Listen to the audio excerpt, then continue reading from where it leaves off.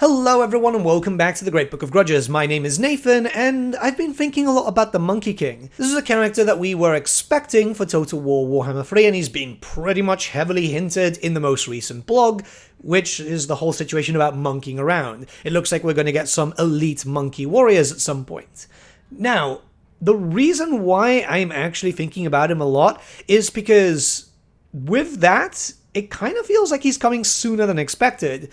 I've said already that I have a theory that the Slaanesh DLC has been pushed aside, so it could be that we could see the Monkey King either this year or next year if the Slaanesh DLC is still happening. But how does a character like this get implemented? Especially as, while we know a few things about him, we don't actually know that much. We know that he's taken over Grand Cafe before, we know that he's in the Mountains of Heaven, but that's pretty much it. There are some lore tidbits in-game regarding him being a trickster, and Tzeentch kind of representing himself in multiple forms to kind of make him more villainized. So obviously there is a push to hype him up as much as possible. Given what the Monkey King represents, they're clearly putting him to be more larger than life. Games Workshop likely also, as there's been a few hints for the Old World stuff that he eventually might have some sort of story. Which then begs the question, how does this work in terms of DLC format? With the new version of the Lord Packs, 1v1v1, would take away attention from such a large character.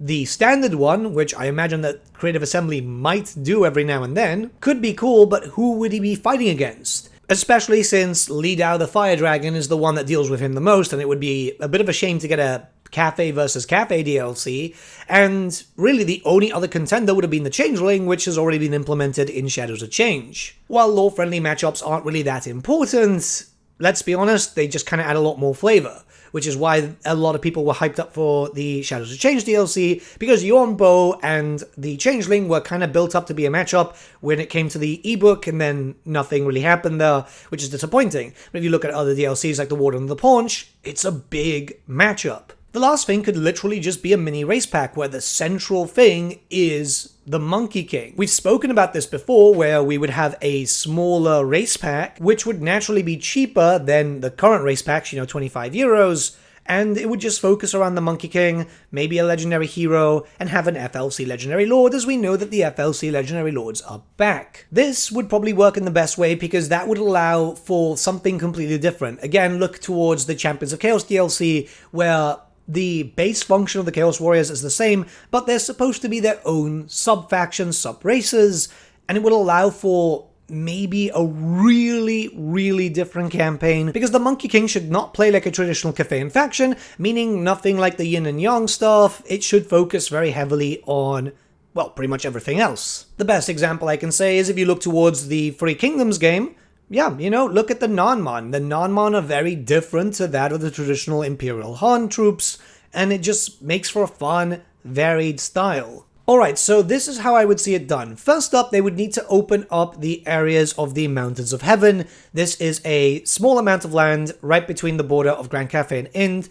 Maybe go a little bit into Ind, not like really opening up the full country just yet, but enough to allow for start position and, a little bit of movement. The Monkey King would start in the Mountains of Heaven, and I assume that there would be a map expansion for the Realm of Chaos map to be exactly the same thing, but I only really care about the Immortal Empires map, same as the grand majority of you guys, in all honesty, so yeah. Which I know is frustrating, mostly because, again, a lot of stuff is in Grand Cafe for the Cathayans. However, it does make sense, and this is why I'm saying open up in a little bit, so you get a little bit of wiggle room and not everyone is fighting.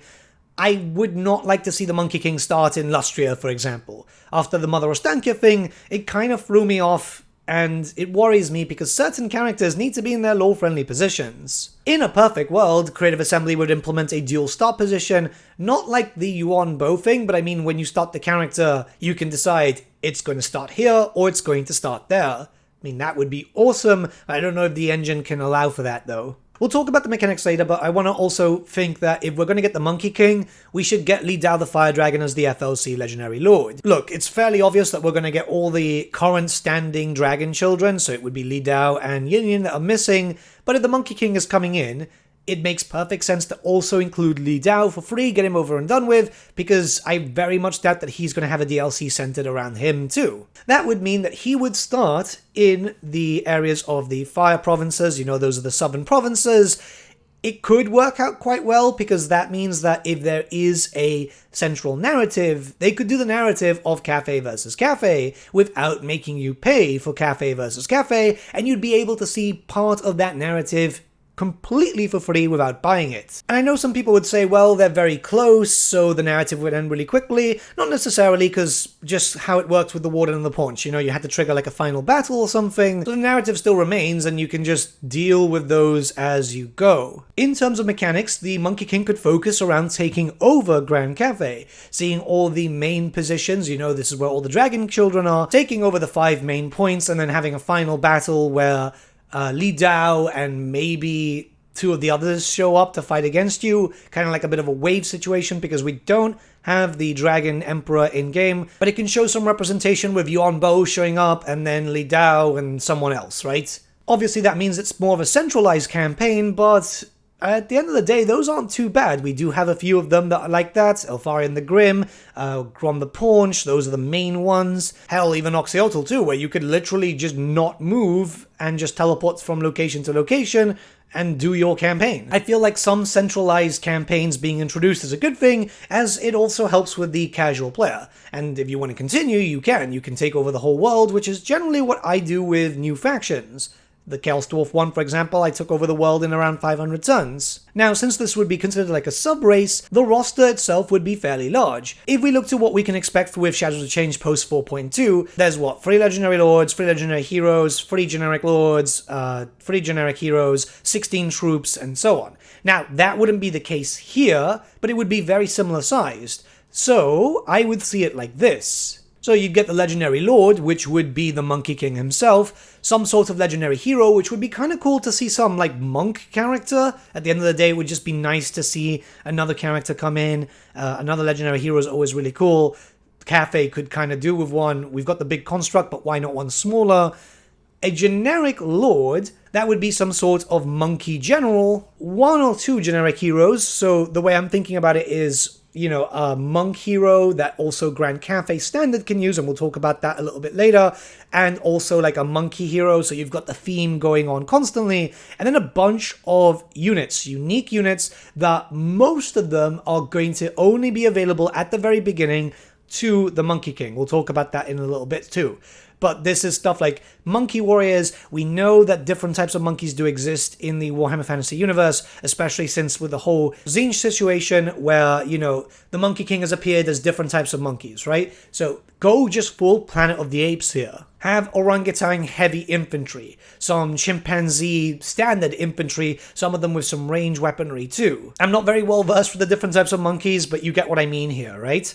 Also implement the Tigermen too, because, well, we already know that Tigermen are somewhat in production. It's very important to note that whilst they're generally seen for Ind, there is the Village of the Tigermen for Cafe, so it kind of works out. And not only that, but this would allow the designers to go completely ham with something completely unique. We'd be seeing a very skirmish-heavy army for Grand Cafe, which Grand Cafe has mostly been focusing around, well, you know, regimental armies, everything kind of looking nice and proper, everyone in formation.